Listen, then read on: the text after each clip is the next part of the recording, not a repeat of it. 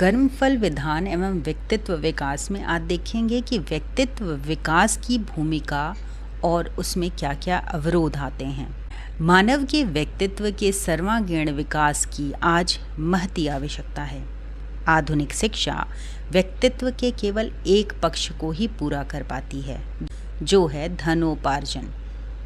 व्यक्तित्व के विकास के दूसरे महत्वपूर्ण पक्ष श्रेष्ठ संस्कार की पूर्ति हमारा वर्तमान शिक्षा तंत्र नहीं कर पा रहा है। यही कारण है कि बढ़ती शिक्षाओं से समाज में सुख सुविधाओं के साधन तो बढ़ रहे हैं, परंतु प्रसन्नता का स्तर घटता जा रहा है। यदि हम human development index means HDI की बात करें तो भारत का स्थान बहुत पीछे है। भारत विश्व के पहले 100 देशों में भी नहीं आता है। यह बड़ी विडंबना है कि जिस देश की संस्कृति विश्व में सर्वोच्च मानी जाती है, जहाँ के राजनेता व धर्म नेता अपनी महानता का ढोल पीटते नहीं थकते, वह राष्ट्र इतना पीछे क्यों? एक समय था जब इस देश में इतने महान व्यक्तित्व उत्पन्न हुए कि देश को अंग्रेज़ों की गुलामी से मुक्त कराया गया। आज भी ऐसे ही श्रेष्ठ महापुरुषों की आवश्यकता है, जो भारत को पुनः जगत गुरु विश्वामित्र के पद पर विभूषित करने में अपने जीवन की आहुति दे सकें। जो व्यक्ति शारीरिक, मानसिक व आध्यात्मिक रूप से उन्नत है, वही राष्ट्र के निर्माण में अपना योगदान दे सकता है। बाकी तो जीवन भर अपने व अपने परिवार की बैलगाड़ी ही घसीटते रह जाते हैं। कारण क्या है कि व्यक्ति चाहकर भी उन्नति नहीं कर पाता, केवल गोल गोल ही घूमता रह जाता है। इसमें मुख्य भूमिका होती है कर्मफल विधान की। यदि व्यक्ति को यह विज्ञान अथवा विधान मालूम है तो वह गलत कर्मों से छूट जाता है। वह जीवन में बार बार आगे पीछे नहीं होता रहता, एक दिशा में आगे बढ़ने में सफलता प्राप्त कर पाता है। सारांश यह है कि कर्मफल विधान की समझ होना व्यक्तित्व विकास का एक महत्वपूर्ण भाग है। इसी कारण इन दो विषयों को पुस्तक में एक साथ लिया गया है। वासना, तृष्णा, अहंता।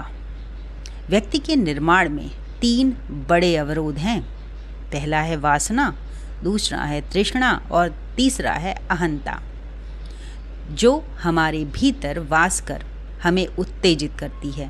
वह है वासना। मनुष्य जन्म लेते ही अपने साथ संसार में विभिन्न सुखों के लिए आकर्षण और दुखों के लिए विकर्षण भाव बीज रूप में लेकर आता है। छोटी आयु में ही उसे स्वाद व खिलौनों के प्रति आकर्षण दिखाई देने लगता है। उस समय उसमें काम वासना नहीं होती। धीरे धीरे उसमें विभिन्न प्रकार की सुख वासना पनपने लगती हैं। क्या यह अच्छी चीज़ है या बुरी, यह तो उसके प्रयोग पर निर्भर करता है। उदाहरण के लिए चाकू अथवा आग, ये न तो अच्छे हैं न बुरे। यदि नियंत्रण में हैं तो अच्छे सेवक, यदि अनियंत्रित हो जाएं तो खतरनाक। किसी ने सत्य ही कहा है, fire is a good servant but a bad master. समस्या तब आती है जब मनुष्य काम वासना के सुख के अधीन हो जाते हैं। समाज की व्यवस्था व अनुशासन भंग होने लगते हैं। घरों में नारकीय स्थिति उत्पन्न हो जाती है। व्यक्ति शारीरिक, मानसिक व आध्यात्मिक रूप से विकलांग होना प्रारंभ हो जाते हैं। जीवन नारकीय हो जाता है, अर्थात सृष्टि का नियंता राजकुमार यह मानव माया में उलझकर भोग और वासनाओं में बंधकर कीड़े मकोड़े के समान दुर्गतिपूर्ण जीवन जीता है। माया का दूसरा जाल है धन की तृष्णा। धन जब तक हमारी शारीरिक आवश्यकताओं की पूर्ति के लिए मददगार है, तब तक वह वरदान है। हम इसे अपने व दूसरों के विकास में न खर्च कर बल्कि लाभ कमाने में फंसकर धीरे धीरे इसके गुलाम हो जाते हैं। इसके साथ अपना स्वार्थ, मोह, कृपणता तथा अहम बढ़ाते चले जाते हैं। इस सुंदर संसार में नरक उत्पन्न करने का दायित्व तृष्णा पर भी जाता है। संबंधों में खटास उत्पन्न होना प्रारंभ हो जाता है। बाप बेटे में दूरी बढ़ाने, भाई को भाई का शत्रु बनाने में मुख्य भूमिका धन की ही होती है। और माया का तीसरा शिकंजा है अहंता। यह शिकंजा उच्च पदों पर आसीन लोगों में कुटिलता उत्पन्न करता है। धर्माधिकारी हो या प्रशासनिक अधिकारी, सभी के भीतर यह भाव गहराई में जड़े जमाए रहता है। भारतीय राजाओं को भी यही अहंता आपस में युद्ध कराने में बड़ा किरदार अदा करती है। इतिहास इसका साक्षी है। विदेशी आक्रमणकारियों ने इसका लाभ उठाकर पूरे देश को गुलाम बनाया व भारी शोषण किया, जिसका खामियाजा हमें यह भुगतना पड़ा कि सोने की चिड़िया भारत कंगाल, दरिद्र और भूखमरी के कगार पर खड़ा हो गया। धन ही नहीं, धर्म संस्कृति भी खो गई। युग निर्माण के लिए अनेक महापुरुष, महामानव धरती पर जन्म लिए। वासना और तृष्णा को जीतकर ये श्रेष्ठ पुरुष इस महान यज्ञ में अपनी आहुति देने के लिए प्रस्तुत हुए, परंतु धीरे धीरे अहंता का नशा उन पर भी हावी होता चला गया। आपस में कलह, ईर्ष्या, द्वेष, टांग खिंचाई बढ़ती चली गई। वह संगठन खोखले होते चले गए। मात्र दावे ही दावे भाषणों से होने लगे। वास्तविक धरातल पर किसी प्रभावी कारगर योजना का संचालन नहीं हो पाया। वासना की काट है सत्संग और श्रम। सत्संग का अर्थ है व्यक्ति वासनात्मक वातावरण से बचे तथा उच्च ऊर्जा वाले व्यक्तियों के साथ रहे। न अश्लील सुने, न देखे, न ही पढ़े अथवा कामुक चिंतन करे। यह तभी संभव होगा जब मन को किसी लक्ष्य की प्राप्ति में संलग्न किया जाएगा एवं पर्याप्त शारीरिक श्रम किया जाएगा। खूब डटकर खाना व आराम तलब जीवन, लग्जेरियस लाइफ से वासनाओं को पोषण मिलता है। शारीरिक मानसिक श्रम से वासनाएं फीकी पड़ जाती हैं। वासना के लिए मूलाधार व स्वाधिष्ठान चक्र उत्तरदायी है। तृष्णा की काट है निस्वार्थ सेवा व प्रेम भाव का विकास। जैसे जैसे निष्काम कर्म योग की तरफ चिंतन चलेगा, तृष्णाएं शिथिल होती चली जाएंगी। अपनत्व का दायरा बड़ा करें। इससे स्वतः धन व सुख साधनों के प्रति तृष्णा कम रहेगी।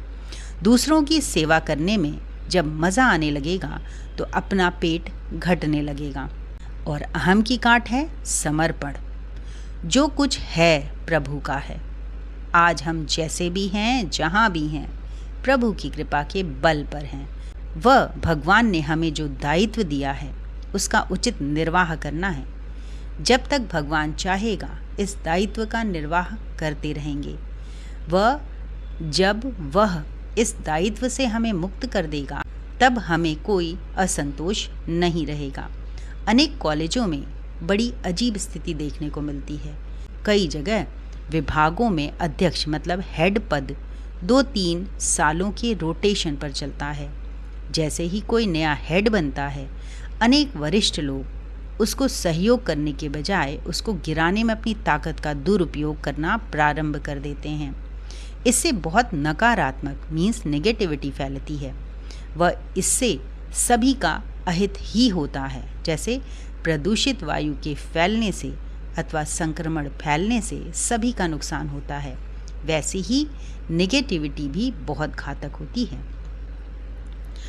आज के समय में अंधेरा बढ़ा है, भटकन और टकराहटें भी बढ़ी हैं। कदम कदम पर ठोकरें हैं और कदम कदम पर त्रासदी। रोज नई समस्याएं जन्म ले रही हैं। जीवन का कोई ऐसा क्षेत्र नहीं है जहां समस्याओं की बाढ़ और भरमार नहीं हो। समस्याओं की इस नित्य नूतनता के साथ विचारों की नित्य नवीनता भी चाहिए।